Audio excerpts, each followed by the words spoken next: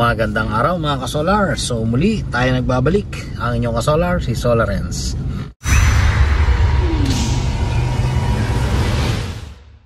So nandito tayo ngayon sa Legazpi City, Albay. At i-feature natin ang isang branch ng Only Solar Marketing or yung 1 Point Solar Marketing. At titingnan natin kung nasaan yung location niya, although naipin naman na sa akin at mula dito ay nasa 250 meters na lang. So nasa Peñaranda Street at nang malaman ninyo kung paano puntahan. So yung mga nagbabalak na bumili ng mga solar materials, equipment na mga kagaya ng nasa Masbate, nasa Albay at kalapit na mga syudad, Ligao City, andyan, or yung mga hindi nakakaabot kagaya ng kahit sa Allen, Allen na Samar, pwede silang pumunta rito kasi kung Allen Samar sila at pupunta pa sa Leyte, malayo na. So ito yung pinakamalapit. At yung mga taga Sorsogon at ibang lugar pa. So since ang Sorsogon is a separate province, maraming mga towns yan na pwede pumunta rito. So samahan nyo kami.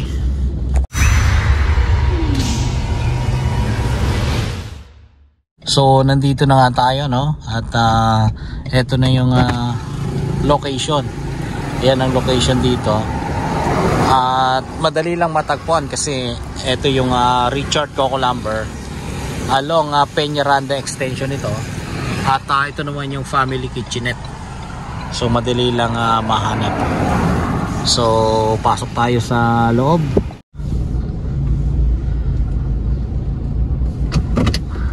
So nandito tayo at ang dami mga items na pwedeng pang DIY at pwede rin pang install dun sa mga malalaki. So itong nakikita natin dito ay mga battery breaker ito. At ang tawag dito ay molded case circuit breaker or DC-MCCB. So magkakaibang amperahe yan. Ayan, mayroong 160, mayroong 225. Ito medyo malaki ito. 300 amperes naman to. At ito nakagamit na ako nitong malaki na to. Nasa 350 amperes. So tamang-tama ito para sa 16 kilowatts. At itong mga maliliit na ito para 5 kilowatts na day inverter. Ito medyo malaki na rin, 225. So kung ang watts niya ng inverter mo ay 8,000, i-divide mo lang yan sa 51.2 dahil yun ang nominal voltage ng 48 volts. So kung anong result nun, yun ang magiging amperahe or amperes ng battery breaker na gagamitin. Para sa mga DC, ayan, merong 63 amperes, pero ito ang tawag dito DC-MCB. So iba yon dun sa DC-MCCB. At ayan, may 40 amperes sila. Magkakaiba yung presyo. So ito rin, may bago silang mga ibang nakalagay na brand, Tom ZN. So magkakaibang amperahe din yan para sa DC breakers.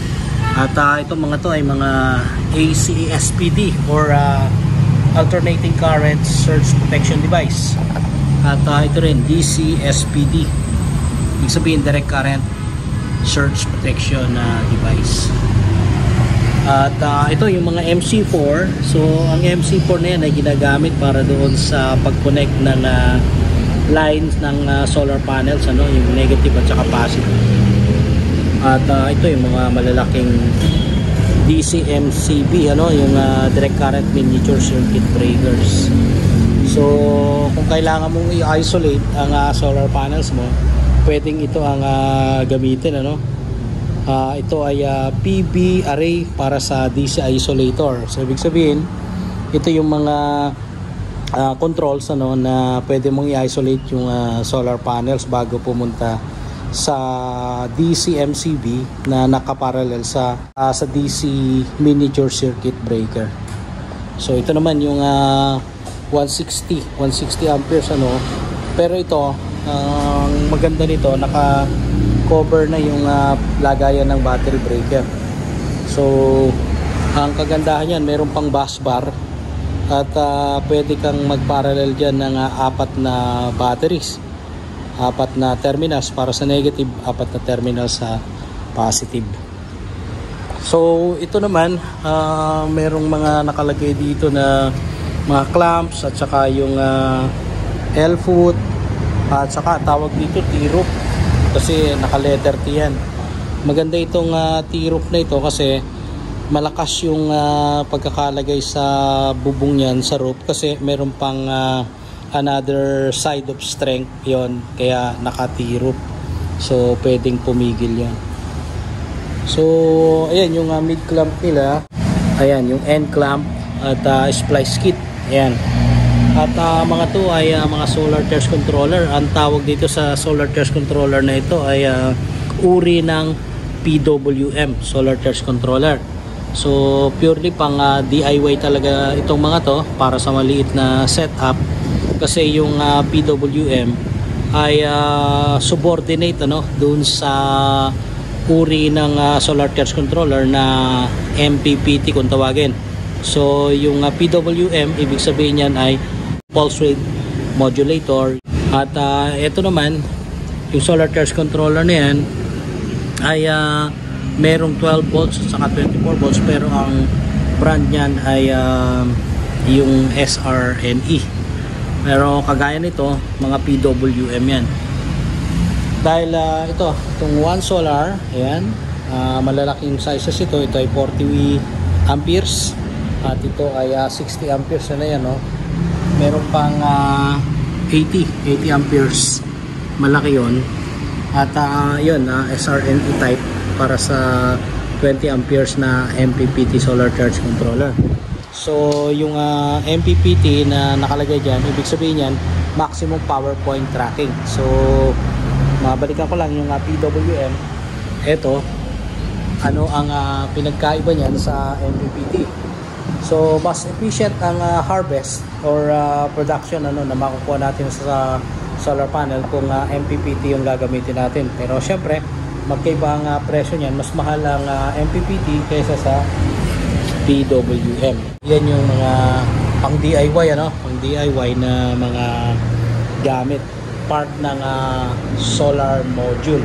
So pag sinabing solar module, magkakaiba yan na kailangan pagka-connect-connectin, magkakaibang equipment. Meron kang major part ng solar panel, meron kang major part ng solar charge controller kung off-grid, meron kang part ng inverter at saka yung battery. So kung off-grid talagang kailangan may battery yan. So itong mga to ay battery management system at saka mga capacitor type na active balancer. So maganda yan, merong pang 16S, 16 series, pang 8S at pang 4S. So ibig sabihin ng mga S na yon, yun ay yung banda ron ay ito 12 volts, ito naman ay 24 volts, ito ay pang 48 volts.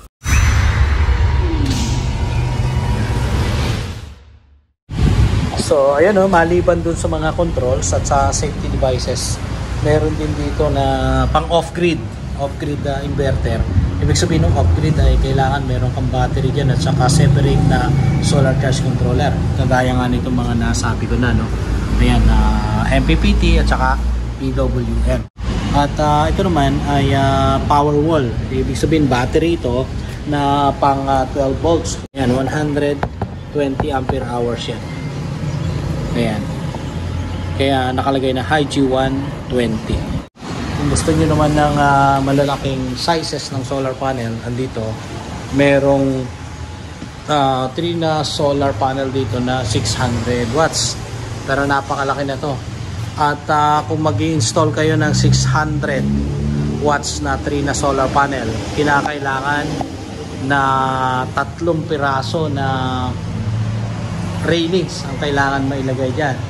Isa dun sa dulo, isa sa gitna, at saka dun sa another end. Kasi kung ang gagawin natin ay dalawa lang, medyo lulundo yan. At yung paglundo na yun, madaling masira yung ating panel. So ayan yan, 600 watts. At ang maximum niya, maximum power or yung Pmax ay 600 watts nga. At yung DMP mababa lang 34.4 at yung IMP nasa 17.44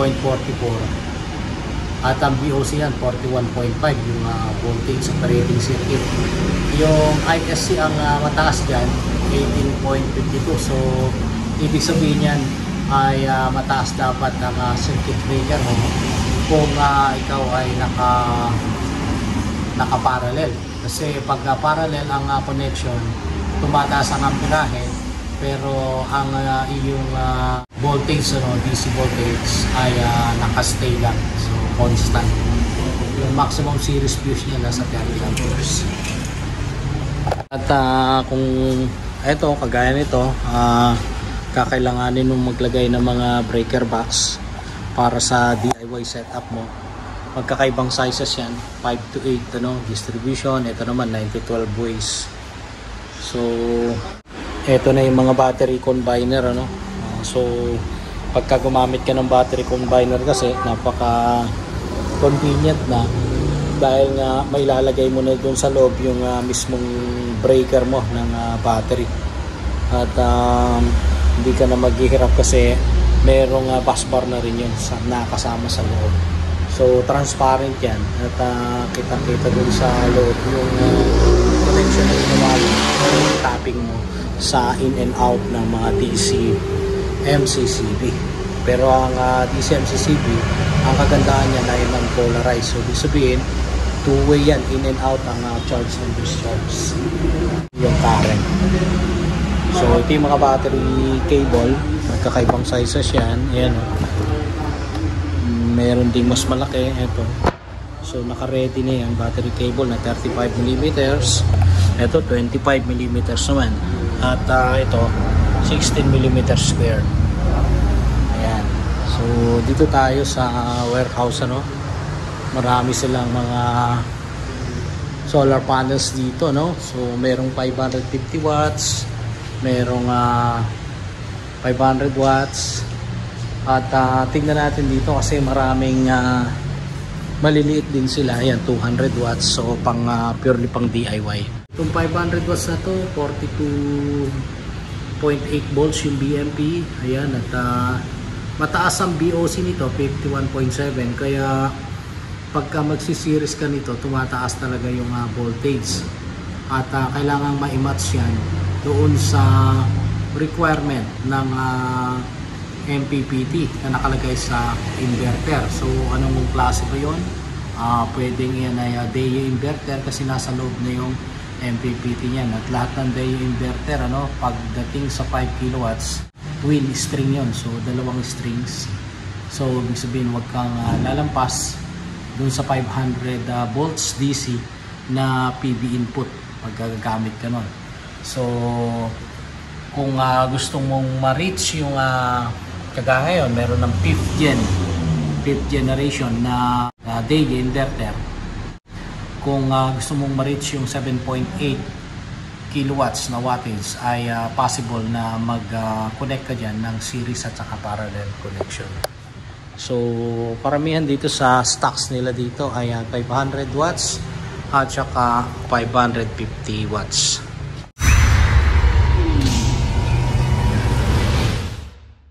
So ayan, marami silang stocks, at tingnan natin yung mga pang DIY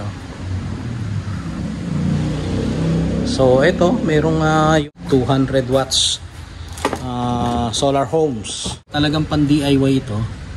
At kung makikita mo yung IMP, yan yung current maximum power, nasa 6.02 amperes.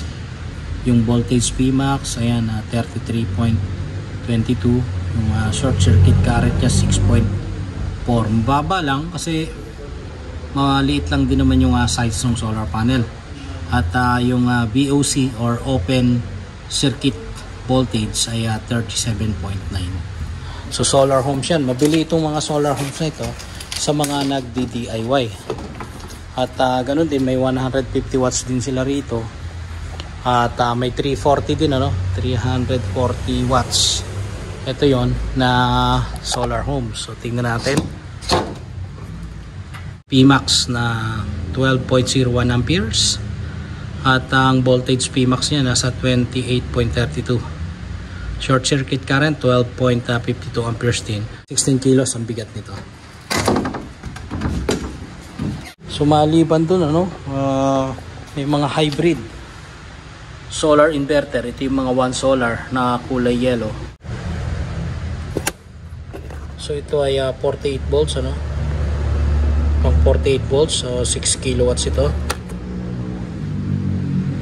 So sa solar panel meron din silang 100 watts. So pang small setup lang talaga kasi yung mga ito ay pwede na sa 1 kilowatt na inverter. So ito naman na hybrid din ito pero 24 volts naman. Ayan 24 volt system. At one solar din yan. So kung makikita nyo, pure sine wave itong inverter na yan. So meron din silang aircon dito solar air conditioner. Yan yung para sa indoor type. Ayan. At pwedeng idiretso yan i-convert na agad yung DC sa AC connection para mapandar yung air condition mo.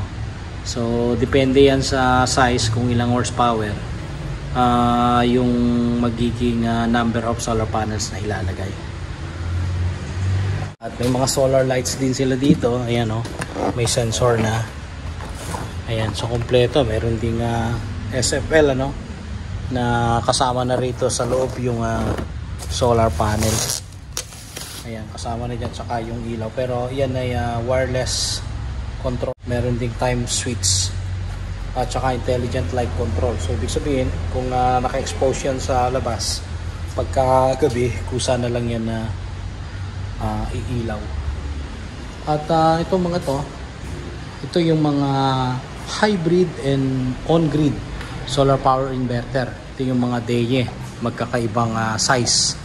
So ito ay 6 kilowatts ayan bagong generation ito na yung mga inverter. Merong magkakaibang sizes dahil nga meron na tayo ngayong bagong inverter na DEYE. Yan, nagsisimula na sa 5 kilowatts, 6 kilowatts, 8 kilowatts.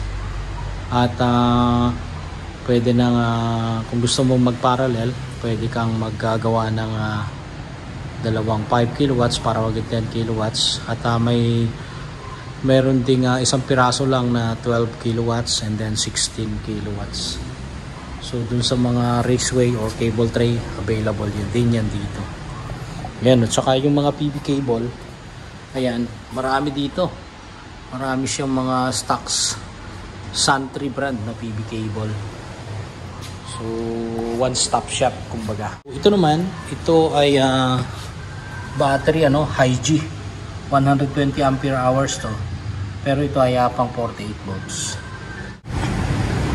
Sa mga lithium batteries, yun yung mga unang pinakita ko.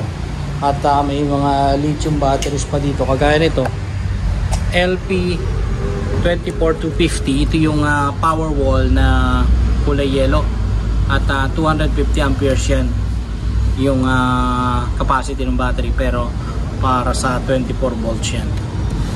At meron ding mga lead acid. Ayan, magkakaiba ang amperes or capacity. May 250, 100 ampere hours. So meron pang 150 at saka 200 ampere hours na capacity.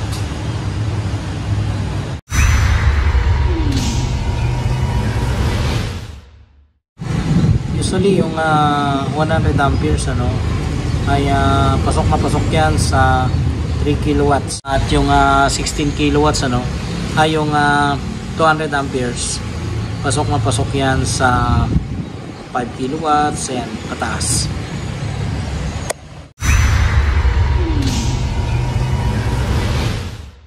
So ayun mga kasolar, na ipakita na natin yung halos lahat na kumpleto ng mga materyales matatagpuan dito sa branch ng Legazpi. At ito nga, kausap natin si Sir Vic. Siya ang in charge dito, siya ang manager. So siya ang magsasabi kung saan yung madaling matatagpuan kung kayo man ay galing sa iba-ibang probinsya. So Sir Vic, saan ba exactly located ang Anli Solar marketing na nandito sa Legazpi? Bali, dito po tayo sa may parteng Bonot ng Legazpi, Albay, Peñaranda Extension. Ang pwede nyo pong gawin is pwede nyo pong i-check din po sa Google. Okay. May lalabas po doon na i-type nyo lang po na Anli Solar Legazpi, may lalabas po doon na parang mapa na pwede nyo i-click. Then dito naman po, ang palatandaan lang po natin is nasa tapat lang po siya ng Family Kitchenette. Sabi ng lumber. Opo. So, ayun, madali lang matagpuan. Nandiyan, naka-flash na rin naman yung cellphone number. Pero, papabanggit na natin kay Sir Vic para at least nanggaling sa kanya.